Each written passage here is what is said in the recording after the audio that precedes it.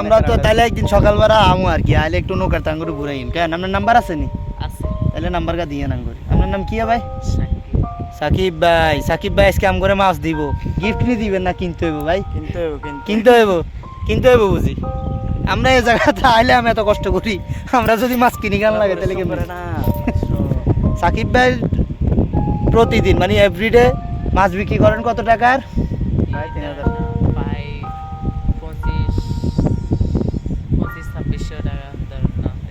গড় হচ্ছে যে 2500 টাকা, আর এমনি 3000ও হয় বা এদিক সেদিক 2500 টাকা। এটা হচ্ছে যে মাছ বিক্রি করে, এরপরে আবার কেউ আসলে ঘুরাই টুরাই সব কিছু মিলে মোটামুটি ডেলি 4000 টাকা পড়েনি ভাই? 3 3.5। এখন 3 3.5 হইলে মাসে কত স্যার?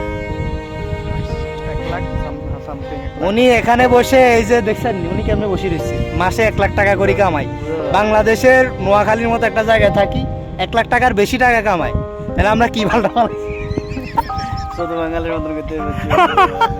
আমরা কি করছি?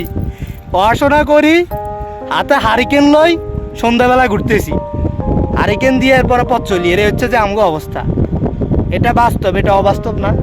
তাহলে বাইরে দেখে কিন্তু শিখার বিষয় আছে। ভাই পরিশ্রম করে মাসে 1 লক্ষ টাকার বেশি ইনকাম করে, আর আমরা পড়াশোনা করছি ঠিক, স্ট্রাগল করছি। আমরা জন্টু পাল্টা পাল্লা এটা হরে তাই অনার্স মাস্টার্স কমপ্লিট করি কিলা বলো, এমবিএ করছি, এমবিএ করিও না মানে আইলে সাদারা কি জানি বলে, অনার্স মাস্টার্স কমপ্লিট করি চাকরি লেগে গেলে তার চাকরি 80,000 টিয়া, 10,000 টিয়া, 15,000 টিয়া। এরপরে কত শর্ত, কত সাপেক্ষ, মানে কত নিয়ম কানুন।